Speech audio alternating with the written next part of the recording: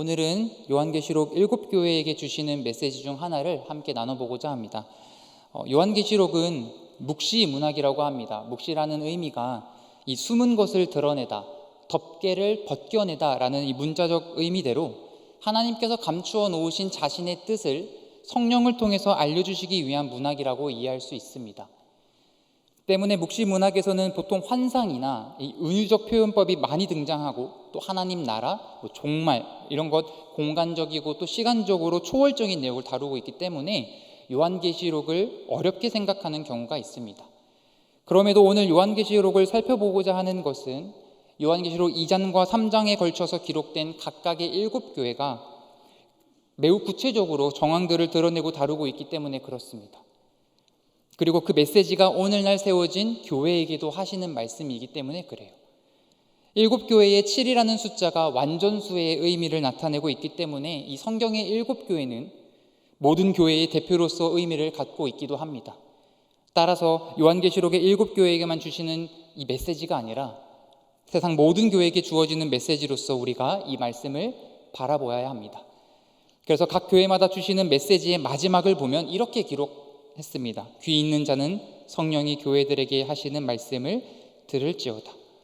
오늘 본문에서도 기록된 이 메시지는 분명 라오디게아 교회에게만 보내신 메시지이지만 교회들이라는 이 복수 명사를 사용하시면서 이 메시지가 한 교회만 향한 것이 아니라 그 당시의 교회, 그리고 앞으로 오는 모든 세대의 교회를 향하고 있다는 사실을 우리는 확신할 수 있습니다. 자, 그렇다면 7교회 중에서 가장 마지막 교회인 이 라오디게아 교회를 중심으로 전하는 메시지를 우리 한 절씩 살펴보겠습니다. 먼저는 이 메시지의 메신저를 소개합니다. 14절입니다. 라오디게아 교회의 사자에게 편지하라. 아멘이시요 충성되고 참된 증인이시요 하나님의 창조의 근본이신 이가 이르시되. 7교회를 향한 메시지를 기록한 것은 사도 요한이지만 본문을 보면 사도 요한도 누군가의 대리자 역할을 감당하고 있는 걸 볼 수 있습니다. 사도 요한은 예수님의 말씀을 전한 것이었어요. 그런데 예수님이 자신을 어떻게 칭하고 있습니까? 첫 번째로 자신을 아멘이신이라고 했습니다. 예수님이 아멘이시래요. 이 말은 어떤 것이 진실하고 구속력이 있음을 인정하는 표현입니다. 이사야 65장 16절에서는 이 단어를 다음과 같이 번역했습니다. 이러므로 땅에서 자기를 위하여 복을 구하는 자는 진리의 하나님을 향하여 복을 구할 것이요 땅에서 맹세하는 자는 진리의 하나님으로 맹세하리니 이는 이전 환난이 잊어졌고 내 눈앞에 숨겨졌습니다. 이 말씀은 구약시대에서 하나님께서 이제 새 하늘과 새 땅이라는 새 창조에 대해서 말씀하시기 전에 하나님 자신이 지금 진리의 하나님이다라고 지금 말씀하시는 거거든요.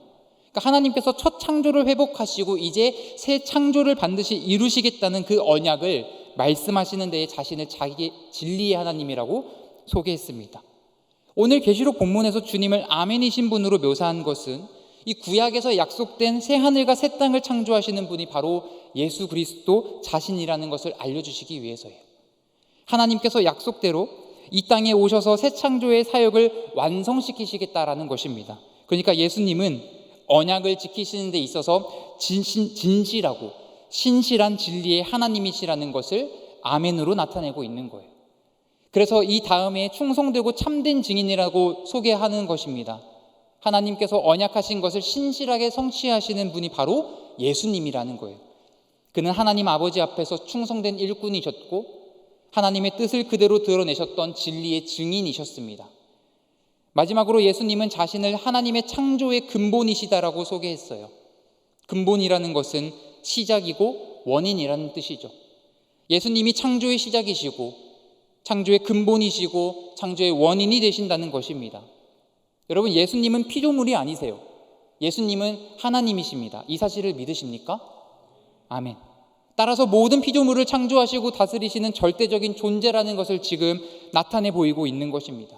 그렇다면 지금 예수님께서 자신이 진리이시고 구원 사역을 이루시는 분이고 창조의 근본이 되신다는 사실을 밝히는 이유가 무엇이었을까요? 라오디게아 교회가 예수 그리스도를 제대로 붙들고 있지 않았기 때문입니다. 아멘이신 분을 온전히 바라보지 못하고 자신들이 가지고 있는 그 어떠함 때문에 하나님에 대한 충성과 참된 증인의 모습은 사라진 지 오래였습니다. 뿐만 아니라 모든 것의 주인이 되시는 분이 교회의 주인임을 기억하고 그를 따라 건강하게 교회를 세워나가야 하는데 엉뚱한 것을 쫓아서 그것을 주로 삼고 살고 있었던 거예요. 그들은 무늬만 교회인 모습을 띠고 살고 있었습니다. 이런 문제가 심각했기 때문일까요? 라오디게아 교회는 다른 교회들과 다르게 예수님으로부터 어떠한 칭찬도 듣지 못합니다. 나머지 6개의 교회 중에 가장 심한 책망을 듣는 교회로 기록되었습니다. 실제 그들이 일으킨 문제가 무엇인지, 또 어떤 상태에 있었기 때문에 칭찬이 없는 책망만 들었던 것일지 예수님께서 그들의 문제를 진단해 주셨습니다. 계시록 3장 15절에서 16절 같이 한번 읽어볼까요? 시작.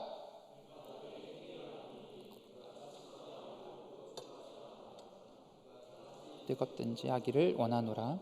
내가 이같이 미지근하여 뜨겁지도 아니하고 차지도 아니하니 내 입에서 너를 토하여 버리리라. 아멘. 예수님의 진단입니다. 내가 내 행위를 아노니. 예수님은 우리의 모든 행위를 다 아시는 분이십니다. 우리의 외적인 상황뿐만 아니라 내적인 상황, 그 마음의 동기까지도 아시는 분이에요. 우리의 장점과 단점, 우리의 연약함과 또 우리의 열심, 이 모든 것들을 아시는 분입니다. 그러니까 우리가 아무리 숨기려고 해도 예수님 다 아신다는 거예요. 그 앞에서 숨길 수 없다는 것입니다. 예수님께서 진단하신 그 라오디게아의 문제는 무엇입니까? 뜨겁지도 차갑지도 않은 것에 있었어요. 미지근한 모습이 그들의 특징이었던 겁니다. 예수님은 그들이 뜨겁든지 차든지 둘 중에 하나만 하기를 원하셨습니다. 뜨겁든지 차든지 하라는 것은 무엇을 의미할까요? 믿으려면 확실하게 믿어서 열심을 다해서 믿고, 안 믿을 거면 확실하게 배교하라는 말씀일까요? 당연히 아니겠죠. 차갑다라는 이미지가 이 열정에 반대되는 말이기 때문에 이 다 식어버린 신앙이라고 오해할 수 있을 것 같습니다. 그런데 그런 의미가 아니에요. 예수님께서 정말 우리의 신앙이 식어버리길 바라지 않으십니다. 실제로 라오디게아 지역은 자체적으로 이 수원지가 존재하지 않았대요. 그래서 늘 물 공급과 관련된 이슈가 있었는데 이 문제를 해결하기 위해서 고안한 방법이 수로를 대는 것이었습니다. 뜨거운 물은 온천으로 유명한 그 히에라폴리스라는 곳에서 얻었고, 반대로 차갑고 시원한 물은 골로스 지역에서 얻었다고 합니다. 온천수는 치료의 목적으로 사용되었고, 시원한 물은 마실 수 있는 물로 사용되었대요. 그런데 문제는 그 거리가 꽤나 길었기 때문에 아무리 수로를 통해서 물을 끌어온다 하더라도 뜨거움과 그 차가운 물들이 유지되기 어려웠다라는 거예요. 미지근해진 온천수와 음용수는 제 기능을 하지 못하게 되는 것입니다. 마치 김 빠진 콜라 같은 느낌이랄까요? 소금이 맛을 잃으면 버려진다고 하지 않습니까? 지금 라오디게아 교회의 성도들이, 라오디게아 교회가 이런 신앙 상태를 가지고 있었다라는 것입니다. 수로를 통해서 물을 먹던 라오디게아 사람들은 이 말뜻을 이해했을 것입니다. 즉 차든지 뜨겁지 하라는 것은 실제로 그러한 상태에 머물러 있으라고 하는 것이 아니라 주님을 믿는 신앙에 있어서 분명한 입장을 가질 것을 요구하고 있는 것입니다. 자신의 정체성을 분명히 하라는 것이었어요. 신앙이 있으면 신앙인답게 생활하라는 것입니다. 차든지 뜨겁든지 그 모습을 정확하게 나타내서 쓸모있는 성도의 모습으로, 교회의 모습으로 살아가라는 말씀이세요. 지금 예수님께서 그들의 신앙 상태를 고발하고 계신 것입니다. 사랑하는 여러분, 우리에게 미지근한 신앙은 어떤 것일까요? 바로 타협하는 것입니다. 야고보서 4장 4절에서는 세상과 적당히 타협하는 미지근한 신앙의 모습을 드러냅니다. 가늠한 여인들아, 세상과 벗된 것이 하나님과 원수됨을 알지 못하느냐? 그런즉 누구든지 세상과 벗이 되고자 하는 자는 스스로 하나님과 원수되는 것이니라. 이쯤에서 그만 타협점을 찾자. 나도 오직 예수라고 말하지 않을게. 그러나 너가 말하는 신, 너가 말하는 그 가치, 그거 인정할게. 우리가 서로가 서로에 대한 윈윈을 추구하고 상대방의 어떤 가치를 인정하면서 진리를 희석시키는 것이 지금 세상과 간음을 하는 거라고 말씀하는 겁니다. 그렇게 되면 하나님과 무엇이 된다고 합니까? 원수가 된대요. 하나님의 질투를 사게 되는 것입니다. 그런즉 누구든지 세상과 벗이 되고자 하는 자는 스스로 하나님과 원수되는 것이니라. 여러분, 미지근한 신앙은 독생자를 아끼지 않으시고 우리를 대신해서 내어주신 그 하나님의 뜨거운 사랑과 어울릴 수 없습니다. 그것은 하나님이 기뻐하시는 거룩한 산 제사로 드려야 할 그리스도인의 모습과도 어울리지 않습니다. 그리스도인이 마땅히 드려야 할 태도는 우리를 구원하기 위해서 자기 자신을 온전히 드리신 주님을 향해서 내 마음과 내 뜻과 내 정성을 다해 주를 섬기는 것입니다. 라오디게아 성도들은 주님의 백성으로서 이러한 모습과 도무지 어울리지 않았습니다. 그렇기 때문에 예수님께서 무서운 경고를 하고 계시는 거예요. 내 입에서 너를 토하여 버리겠다. 변화가 없으면 그렇게 되겠다라는 경고입니다. 그러나 너무나 감사하게도 이것은 다시 돌이킬 수 없는 절망적인 거절의 선언이 아니었습니다. 오히려 회개를 요청하는 간곡한 호소였습니다. 하지만 라오디게아 교인들의 고백을 들어보십시오. 저들이 왜 미지근한 상태에 머물러 있을 수밖에 없었는지를 보여줍니다. 17절입니다. 우리 같이 읽어볼까요? 시작. 내가 말하기를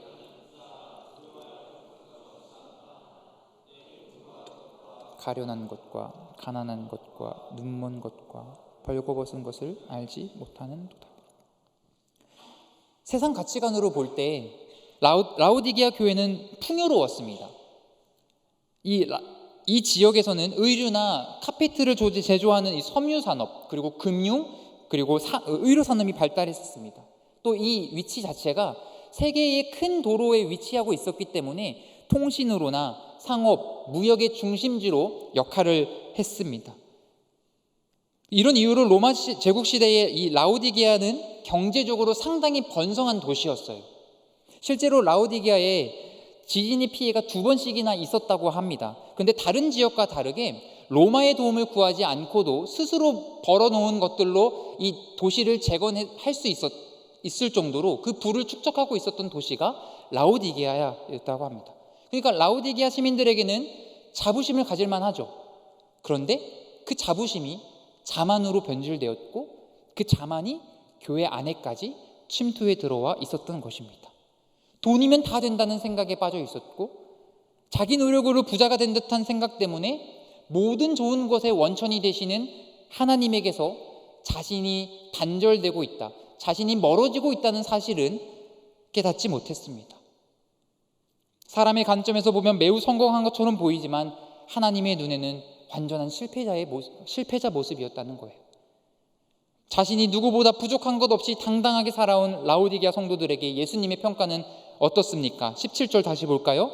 내가 말하기를 나는 부자라 부유하여 부족한 것이 없다 하나 내 곤고한 것과 가련한 것과 가난한 것과 눈먼 것과 벌거벗은 것을 알지 못하는도다.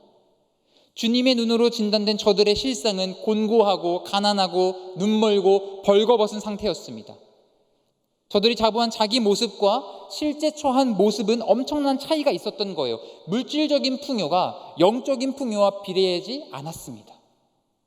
여기서 예수님의 진단이 너무나 의미 있는 것은 저들의 풍요로움과 부유함을 채워줬다고 생각한 것들이 사실은 그렇지 못하다는 것을 말씀하고 계시기 때문입니다. 저들은 풍부한 의류 산업을 하고 있었지만 영적 실상은 벌거벗은 상태로 있었습니다. 또한 의료 기술이 뛰어났지만 저들은 눈먼 상태였습니다. 주님의 눈으로 진단한 라오디게아 교회의 문제를 다음 3가지로 처방하고 계십니다. 우리 18절 말씀 같이 읽습니다. 시작. 내가 너를 권하노니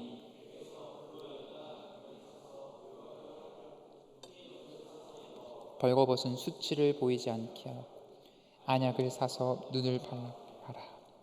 첫 번째 처방은 무엇입니까? 불로 연단한 금을 사라는 것입니다. 부유하다고 또 만족하다고 생각했던 자들에게 진짜 부유함이 무엇인지 지금 가르쳐주고 계시는 거예요. 그렇다면 이 불로 연단한 금은 무엇을 말하는 걸까요? 성경에서는 이 단어를 죄를 제거하고 또 자신의 삶을 정결하는 데에 사용했습니다. 말라기 3장 2절과 3절입니다. 그가 임하시는 날을 누가 능히 당하며 그가 나타나는 때에 누가 능히 서리요. 그는 금을 연단하는 자의 불과 표백하는 자의 잿물과 같을 것이라. 그가 은을 연단하여 깨끗하게 하는 자 같이 앉아서 레위 자손을 깨끗하게 하되 금, 은같이 그들을 연단하리니 그들이 공의로운 제물을 나 여호와께 바칠 것이라. 불로 금을 단련하여서 정결하게 하듯이 그들의 삶을 정결하게 해서 진정한 영적 부요를 얻도록 예수님께서 권면하고 계시는 것입니다. 그것이 진정한 하나님의 백성이 누릴 수 있는 부요함이라는 거예요. 더 나아가서 이 연단의 금은 희생과 고난을 각오한 믿음이기도 합니다. 고린도후서 8장 9절이에요. 우리 주 예수 그리스도의 은혜를 너희가 알거니와 부요하신 이로써 너희를 위하여 가난하게 되심은, 그러니까 너희를 위하여 매맞고 채찍질 당하고 헐벗고 십자가에 달리셨다는 것을 얘기합니다. 그의 가난함으로 말미암아 너희를 부요하게 하심이라. 십자가의 대속으로 이제 우리가 부요하게 되었습니다. 이것은 세속적인 부요함이 아니에요. 그것과 비교할 수 없는 예수 그리스도의 생명이 우리를 부요하게 한다는 것입니다. 그래서 우리 믿음의 선배들이 그렇게 많은 고난과 핍박, 헐벗고 굶주려도 그들의 마음에는 늘 기쁨과 평안이 있었던 거예요. 우리는 세상이 요구하는 부요함으로 평가받는 교회가 되지 않기를 원합니다. 예수 그리스도 이름 때문에, 복음 때문에 서는 교회가 되기를 간절히 원합니다. 두 번째로 흰 옷을 사서 입으라고 하셨습니다. 그들은 옷감과 이 염색 산업이 자랑거리였어요. 그런 의미에서 그들은 아주 값비싼 의복을 입고 다녔을 겁니다. 그러나 그들은 하나님 앞에서 벌거벗은 자였습니다. 벌거벗으면 엄청난 수치스러움을 나타내죠. 인류의 조상 아담도 범죄 후에 벌거벗어서 수치스러움을 느꼈습니다. 부끄러워서 무화과 나무 잎으로 자신을 가리고 나무 뒤로 숨었습니다. 그런데 하나님께서 가죽옷으로 그의 수치스러움을 가려주셨죠. 노아도 벌거벗은 수치를 가리움 받았습니다. 누가 가려줬죠? 벌거벗었다고 고발한 사람은 함이었습니다. 가려준 사람은 셈과 야벳이었어요. 뒷걸음질 치면서 그 아버지 하체를 덮어줬습니다. 그런데 잠에서 깨어난 노아가 누구를 위해서 노래합니까? 셈의 하나님을 위해서 노래해요. 아니, 같이 한 건 야벳이랑 같이 했는데 왜 셈의 하나님만 찬양을 했을까요? 예수 그리스도께서 셈의 족보로 오신다는 것을 노아가 알았기 때문입니다. 셈을 통해 오실 예수 그리스도가 우리의 지울 수 없는 그 수치를 덮어주실 것을 알았기 때문에, 그 하나님의 은혜 가운데 깨달았기 때문에 찬송하게 된 거예요. 구약에서 이 벌거벗은 수치를 잘 드러내는 본문이 에스겔 16장 36절입니다. 주 여호와께서 이같이 말씀하셨느니라. 내가 내 누추한 것을 쏟으며 내 정든 자와 행음함으로 벗은 몸을 드러내며 또 가증한 우상을 위하며 내 자녀의 피를 그 우상에게 드렸은즉. 하나님을 떠나 이방의 우상을 숭배하는 이스라엘을 정죄하실 때 벌거벗었다라는 단어를 사용하셨습니다. 라오디게아 교인들도 과거에 이 이스라엘 백성과 같은 처지였던 거예요. 그들은 황제어 숭배를 했고 우상을 숭배했습니다. 그 지역의 토착신들과 또 로마의 신들을 결합한 혼합주의적인 종교 생활이 만행했습니다. 예수님은 그 사실을 아시고 이들에게 말씀하시는 거예요. 흰 옷을 사서 입으라. 흰 옷은 깨끗한 옷을 의미합니다. 때묻지 않은 거예요. 우리가 예수님의 신부로서 가장 깨끗하고 순결한 상태를 유지해야 한다는 것입니다. 더 이상 우상 숭배로 더러움을 묻히지 말고 너의 정체성을 바로 알아 예수님과의 관계를 온전히 회복하라고 말씀하시는 것입니다. 이미 예수님께서 이루어진 그 영광 너희도 회복하고 그 영광에 동참하기를 원하셨던 거예요. 마지막으로 예수님은 안약을 사서 바르라고 하셨습니다. 라오디게아의 의료기술은 뛰어났습니다. 그들의 옷감이 유명했던 것처럼 의료기술로 인한 안약도 세계적으로 명성을 얻었다고 합니다. 그러나 그 유명한 안약으로 남의 눈은 고칠 수 있었지만 자신들의 눈먼 것은 치료하지 못했습니다. 예수님께서 말씀하시는 안약은 물리적인 안약이 아니라 성령의 조명하심을 말씀하는 것입니다. 성령께서 너희의 닫힌 눈을 열어주시기를 원한다라는 거예요. 영안이 열리는 거죠. 그러면 무엇이 보이게 됩니까? 분별할 수 있게 되는 겁니다. 못 볼 것을 보게 하고 막 신통한 것을 바라본다, 경험하게 된다라는 것이 아니라 분별력이 생기게 되는 거예요. 지금 자신이 벌거벗고 있는지, 예수님이 정말 우리에게 부요한 자임을 알게 된다라는 겁니다. 무엇이 가치 있고 무엇이 무가치한 것인지를 바르게 아는 눈이 열리게 된다는 거예요. 이 예수님의 처방만 보아도 라오디게아 교회와 또 그 성도들이 얼마나 심각한 상태에 있었는지 알 수 있습니다. 세상에서 가장 귀한 것을 버려두고 성도로서 마땅히 가져야 할 태도와 이 분별력을 잃어버린 모습을 보시면서 예수님께서 공통적으로 요구하고 계신 것이 있습니다. 우리 다시 한번 18절 말씀 한번 띄워주시겠습니까? 내가 너를 권하노니 내게서 불로 연단한 금을 사서 부요하게 하고 흰 옷을 사서 입어 벌거벗은 수치를 보이지 않게 하고 안약을 사서 눈에 발라 보게 하라. 사다라는 단어가 반복되고 있습니다. 왜 굳이 사라고 하시는 걸까요? 예수님이시라면 그냥 주실 수 있는 거잖아요. 네, 값없이 주실 수 있는 거지만 그렇다고 값 없이 주신다고 해서 이것이 진짜 값이 없는 것은 아닙니다. 우리가 받을 때 값없이 받는 것은 정말 이것이 값이 없어서가 아니란 말입니다. 이사야 55장 1절 말씀을 볼까요? 오호라 너희 모든 목마른 자들아 물로 나아오라. 돈 없는 자도 오라. 너희는 와서 사 먹되 돈 없이 값없이 와서 포도주와 젖을 사라. 분명 와서 사 먹으라고 하시는데 돈 없이 오래요. 무슨 말일까요? 너희가 가지고 있는 돈으로는 절대 살 수 없는 것들이다. 그러나 마음껏 와서 먹어라. 내가 대신 지불할게. 너희가 돈 없이 값없이 먹는다고 해서 이거 절대 가치가 없는 것이 아니야. 이것은 하나님의 아들 예수 그리스도의 보혈의 흘리심으로 생긴 아주 값비싼 가치다. 그것을 하나님이 지금 스스로 지불하시겠다라는 거예요. 아무도 살 수 없는 이 값비싼 것을 거둬주신다는 것입니다. 여러분, 이게 바로 은혜예요. 그래서 예수님께서 이 값비싼 은혜를 말씀하시기 위해서 금을 사고 흰 옷을 사서 입고 안약을 사서 바르라고 하시는 것입니다. 그런데 금과 옷과 이 안약 어디서 사라고 하십니까? 내게서, 예수님에게서 사라고 하십니다. 예수님으로부터 산다는 것은 그들의 영적 회복이 오직 예수님으로부터 말미암는다는 거예요. 쉽게 말하면 우리가 다시 복음을 회복해야 된다라고 말씀하시는 겁니다. 이렇게 귀한 복음을 눈에 보이는 세속적 가치로 대체해버린 교회를 향해서 예수님은 회복할 수 있는 유일한 길이 회개라고 말씀하십니다. 19절입니다. 무릇 내가 사랑하는 자를 책망하여 징계하노니 그러므로 내가 열심을 내라 회개하라. 회개를 말씀하시기 전에 지금까지 라오디게아 교회를 향해서 책망만 하신 예수님이 그들을 사랑하신다고 하셨습니다. 여러분, 사랑의 반대말이 뭐예요? 미움입니까? 무관심이에요. 사랑하지 않으면 책망하지도 징계하지도 않으십니다. 그러나 예수님이 지금 라오디게아 교회를 책망하고 징계하시는 것은 예수님이 그들을 절대 포기하지 않고 계신다는 증거인 거예요. 그러므로 절대 포기하지 않으시는 그 사랑을 깨달았으면 이제 그만 항복하고 주님께로, 하나님이 이끄시는 대로 쫓아오라는 말씀입니다. 이렇게 돌아서는 것이 회개입니다.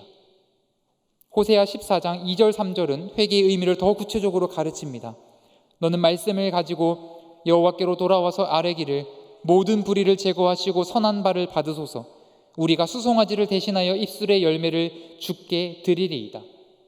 이스라엘 백성이 이전까지는 수송아지만 드리는 어떤 형식적인 예배를 드렸다면 이젠 입술의 열매로 제대로 된 예배를 드리겠다라는 것입니다. 말씀을 받아들여서 말씀을 가지고 이제 회개하고 진정한 예배자로 서겠다라는 거예요. 3절입니다.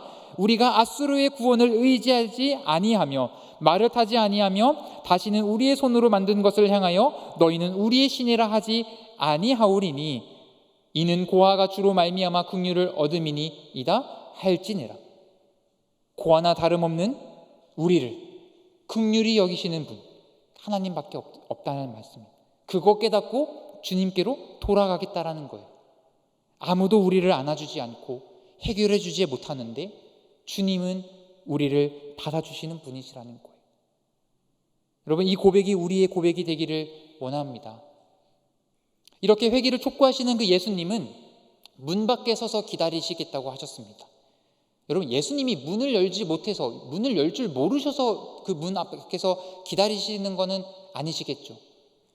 다시 언제든지 그 예수님의 음성을 듣고 닫혀있던 그 마음의 문을 열고 돌아오는 자들을 기다리시겠다라는 것입니다. 우리가 목자 되신 그 주님의 음성을 듣고 문을 열 때 우리 또한 주님과 함께 먹고 마시는 은혜를 누릴 수 있게 되는 거예요. 이것은 주님과 우리가 함께하는 친밀한 교제요 영원한 사귐을 갖게 된다는 것입니다. 이러한 축복은 앞으로 누릴 승리를 약속하는 데까지 나아갑니다. 21절입니다. 같이 읽겠습니다. 시작. 이기는 그에게는